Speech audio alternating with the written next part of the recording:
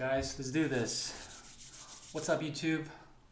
It's your boy Byron Q. I'm gonna do a video for y'all about Bang Bang the movie. If you guys haven't seen it, it's on my YouTube channel. Check it out. A lot of people are asking some questions about this movie, so I thought I'd make a video, to kind of answer some of those questions and just talk a little bit about why I made the film and the story behind the film and a lot of things like that, because I think it might be interesting for some people, considering how many people have been watching the movie and the positive feedback that I've been getting on YouTube. So definitely appreciate that, and much love to the fans out there from all around the world who have been commenting, and since day one, everybody's been really supportive of this movie. I self-distributed the film, sold I don't even know how many, maybe thousands of DVDs. This movie was from 10 years ago. My first film, self-financed, and like a really indie type of thing. So let's get into it. Why did I want to make this movie? So when I was growing up, I loved gangster movies, and like Boys in the Hood, Scarface, like Godfather, but more so like the urban dramas, like more like Boys in the Hood and Menace to Society, and actually a lot of like gangster movies from other countries. Like I was all into Young and Dangerous, like the Triad movies, stuff like that. So I always wanted to see like an Asian American gangster movie, like a Boys in the Hood, but with Asian Americans, and I never really saw that in Hollywood. I always had this dream of like, oh, that would be sick to like have one of those movies, whether I made it or not, but like I wanted to see that and I wanted to make it, because when I got into college and I was really trying to decide what I want to do with my life, I thought storytelling, making films was a great choice, or at least an interesting choice for myself, something I was passionate about. So I got into it. I actually wrote a script before this called 72nd Street, and that was my first script, and then but it was kind of like the same sort of genre and themes.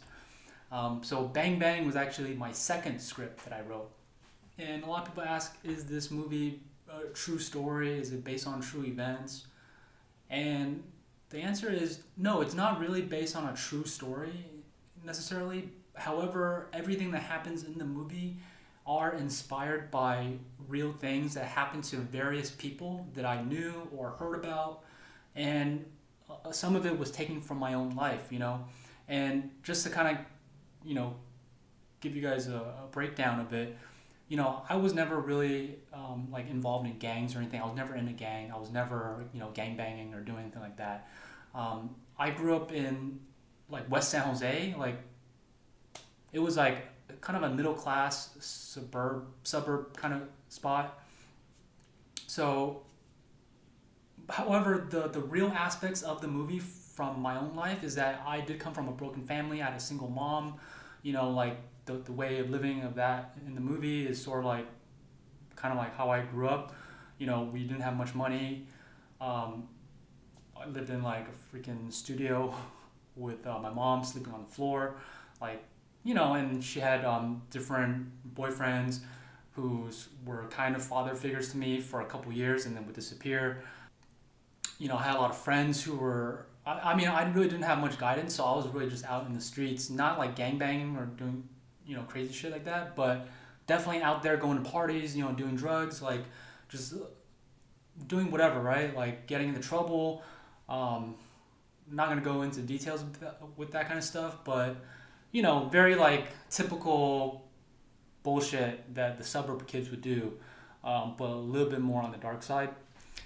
But anyways, what I'm trying to get to is that the thing is, in this movie, there's like these two characters, right? You have like Justin, who is, in the gang and, thugging it out. And then you have this guy named Charlie, who's like from a rich family, but his family's not really there. So that character, Charlie, he's like a Taiwanese parachute kid.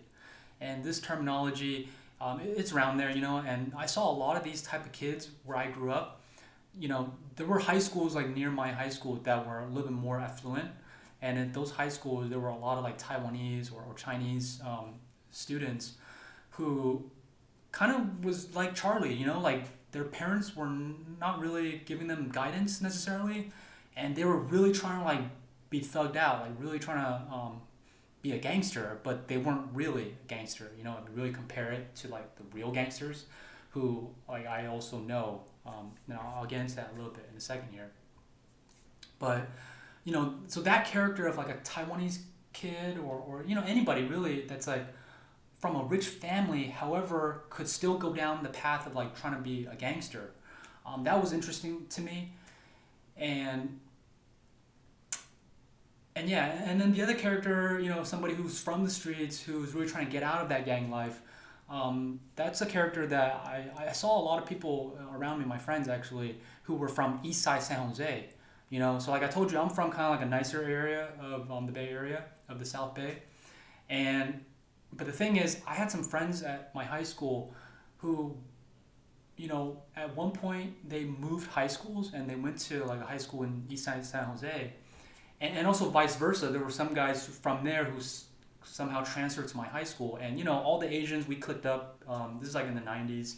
Like my school was like maybe 25% Asian kind of thing. It was pretty diverse, like a lot of Hispanics, but also a lot of white people, some black people, but definitely like a lot of Asians as well, and mostly Koreans,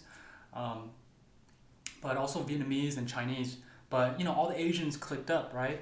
So I had a couple friends who were Vietnamese and they came from East Side San Jose, or like they had family or friends there.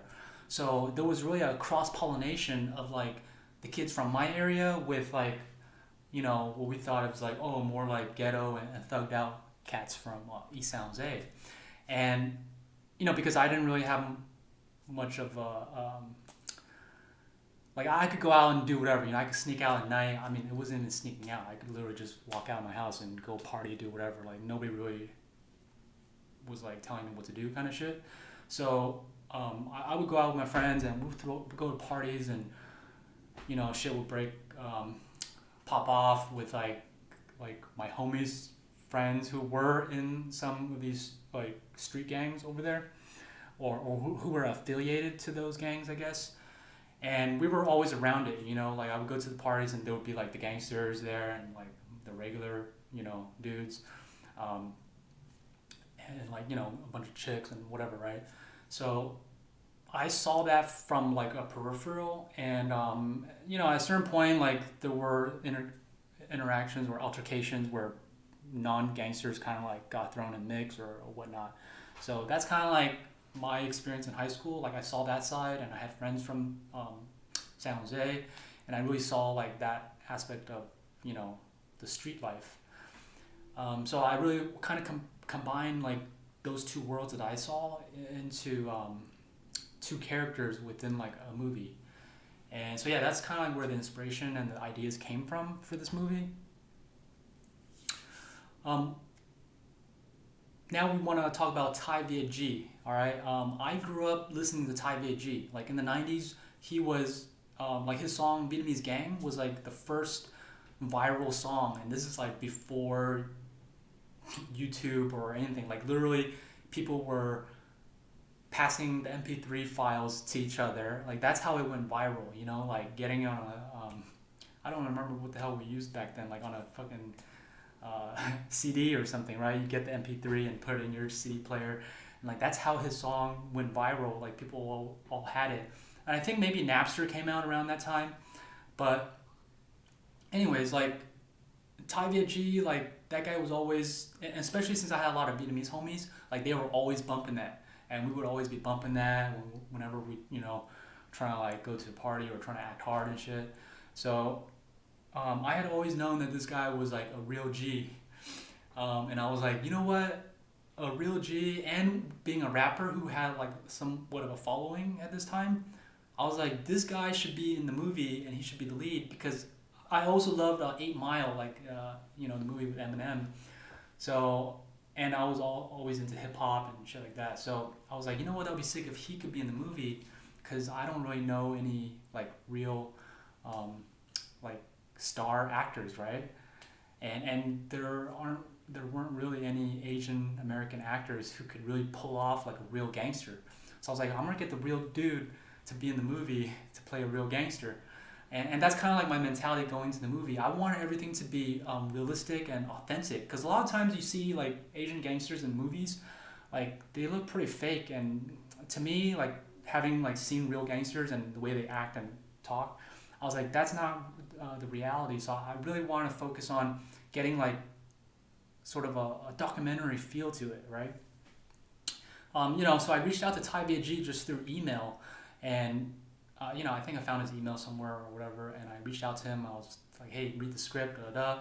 And over like communication, like many months, and he came to San Diego to actually have a meeting with DJ Slim as well, and I told him like what I want to do, and he was like, you know what, I'm down with it. Like, just let me know.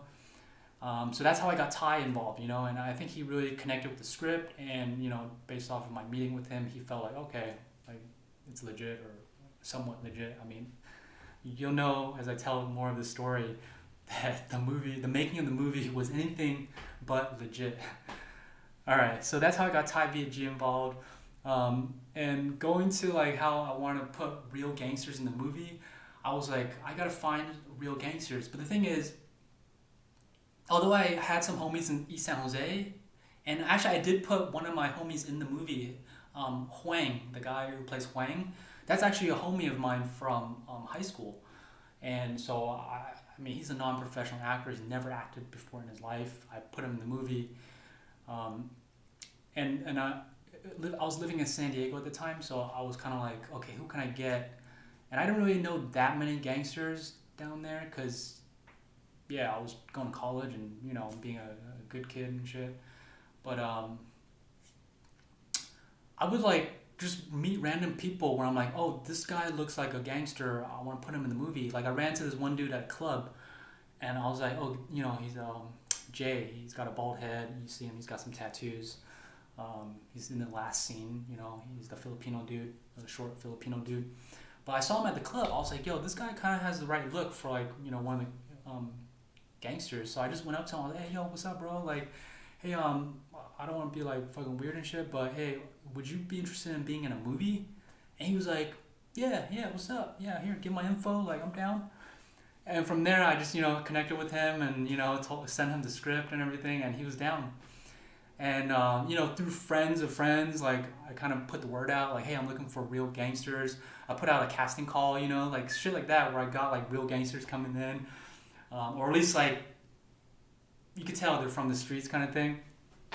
So that's how I kind of got the other gang members into the movie. David Huynh, he's an actual actor. He plays Charlie. That guy, I had already known about him because I watched this movie Baby, by Ju Won Chung, classic Asian gangster movie, Asian American gangster movie, about kind of the same world, but set a little bit earlier than my movie. His movie was set like more like in the late '90s kind of thing. But that's like one of the first movies, a pioneer in this genre. So I was like, you know what? I gotta put an actor who at least people might know, at least people who like this type of movie might know. So I got David, and I just reached out to him through an email, sent him the script, met with him in LA, kind of like told him what I want to do, and yeah, he was down as well, But he was like, he's a Canadian guy. I mean, he's far removed from the street life, and we really had to kind of like teach him and show him like what kind of lifestyle that is, and how situations might occur. But yeah, I mean, I can get into that, but I'll probably save that for another video when I actually bring David onto the show, and we'll do a video with him. But that's how I got David into the movie. And there's another real gangster that I put in the movie. His name is Mana Foot, and he plays Bullet in the movie. He's also in the last scene where he hands the gun to Charlie, Cambodian cat. Big Lazy. He's from Seattle. And he's a real gangster. He's from TRG gang up in Seattle. And the way I found him, so there's a documentary that I have on my channel as well. If you haven't seen it, definitely check that out, because it talks about the making of Bang Bang and how he got into the movie and everything. But long story short, I was just researching online just for like Asian gangster like things, whatever, anything I could find. I was Googling and looking for shit. And I came across like a trailer about his documentary about his life. And I was like, oh, this is like a real gangster who's like kind of has a little documentary thing going on. Because he had already been trying to make a documentary based off his experiences. So I reached out to him through like somebody else who was online, and got him involved in that way. And really, like, between him and Ty, like between those two dudes, they actually taught me and showed me a lot about like real gangster shit that I had not really seen even up in San Jose.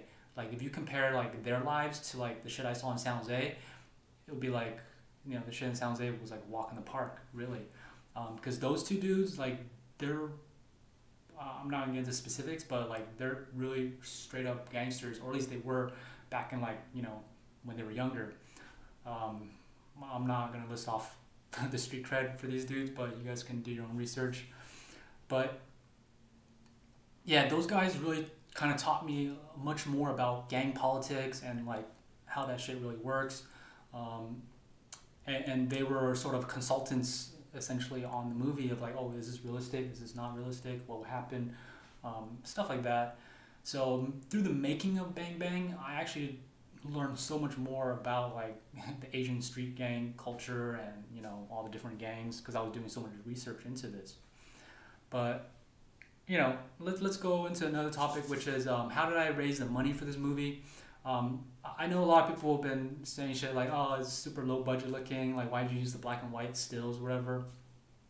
Like I had to, man. I didn't want to do it like that. I had to because of the budget constraints, like the fight scenes and everything. I just wasn't really prepared to shoot those kind of things because it takes a lot of time, which costs money, and you gotta have fight choreographers and all sorts of stuff involved. And honestly, my first movie at the age of like 24, I think, I didn't really know what the fuck I was doing. So yeah, not to excuse myself, but the budget was definitely limiting for me. I had gone to some investors, they were interested, they backed out. Ultimately, I was like, you know what, fuck it. Like, I gotta make this movie one way or another. I just took out my credit cards. I maxed out like multiple credit cards because I had a rolling credit. Like I would get a credit card with 0% interest rate, max that shit out, transfer that balance to a new card that had a 6-month, 0% kind of shit, and keep rotating and then keep getting new credit cards. So like definitely not recommended, but honestly, I blame Justin Lin from Better Luck Tomorrow because he was talking about this shit in like a video. And I was like, oh, you know what? I'm gonna be like Justin Lin and I'll just max out my credit cards. Look at that guy talking about it like he's so fucking cool. I was like, I'll do the same thing. And it took me years to pay off these credit cards. Like, no kidding, man. These debt collectors, like, they'll come after you. But, I also had a lot of help from my relatives, my mom, my aunt, friends who donated money. At that time, I was, doing a little hustling in the streets and had a little money in myself. I would just put all my money into this movie, and it was an ongoing process. So that's how I made the movie. The movie was literally made for like less than 60,000. Ultimately, it kind of went up a little bit more because I had to like rent movie theaters to show this movie, and I had to like pay for marketing and promotion and all that shit. But yeah, around that budget range. So yeah, that's kind of like how I made the movie. Self-distributed the movie because I had some distributors who were interested, but they were really trying to play me, and thank God I was smart enough not to like fall for any of this like bullshit, and I decided to just go with a self-distribution model, and I sold DVDs. I made my own DVDs. Self-distribution, put it on iTunes, put it on like VOD through aggregators. That's how I really got my movie out there. If I had known what I know now, like I probably would have made a lot more money off this movie. But at that time, I was really experimenting, and I was probably one of the first like people who were really doing like the self-distribution model through selling DVDs, through online, through all sorts of avenues. I rented my own theaters and like sold tickets. I didn't really make much money doing that. But anyways, that's kind of my journey for Bang Bang, and I'm so glad I made this movie because now, especially with YouTube, like I see the fans interacting and commenting. It's dope because people can relate to the movie, and they know it's not supposed to be like perfect, Martin Scorsese type shots and like Al Pacino type acting, whatever. But it's like you're showing an aspect of life that they really don't show in Hollywood, and they still don't want to show. They really want to show the crazy rich Asians of Asians. They don't want to see the ghetto ass like gangster Asians.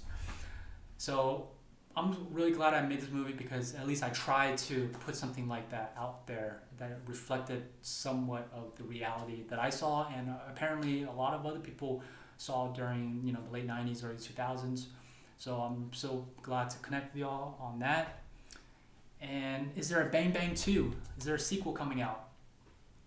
Look, I don't got the money to make the sequel. I've definitely thought about it multiple times because part of me is like, damn, I really want to give the fans like a really high quality version of this movie because I feel like, with the budget constraints, like I know it can be better. And now 10 years later, I've learned so much about filmmaking.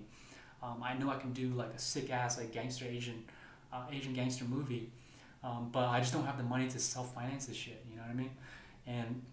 But I did write a script that's actually a TV pilot that's set in the Bay Area during the '90s, but it's actually about a Chinese American family who gets into the illegal arms trade, and this is actually inspired by like my actual personal story.